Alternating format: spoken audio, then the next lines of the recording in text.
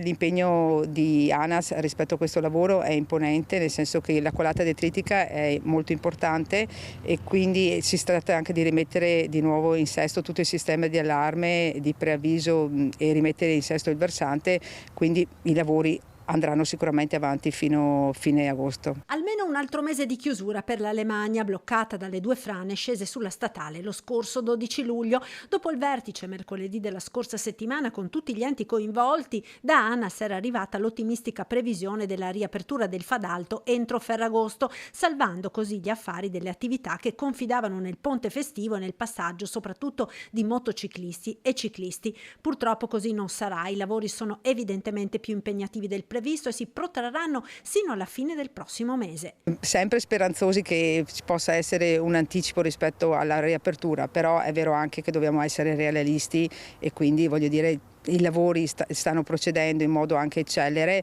però la questione materiale dobbiamo considerarla. Allarga le braccia la sindaca Balleana ringraziando ANAS per i lavori con la consapevolezza che finché non verranno realizzati gli interventi risolutivi con le gallerie paramassi la situazione purtroppo potrebbe ripetersi. Sappiamo che l'entità della colata detritica è elevata e quindi noi ringraziamo ANAS per l'intervento che sta portando avanti. Sappiamo benissimo che dall'altra parte i pendolari e i residenti del Fadalto hanno la possibilità di prendere l'autostrada A27 da Vittorio Veneto Nord fino a Fadalto in modo gratuito e quindi questo compensa i disagi che ci sono.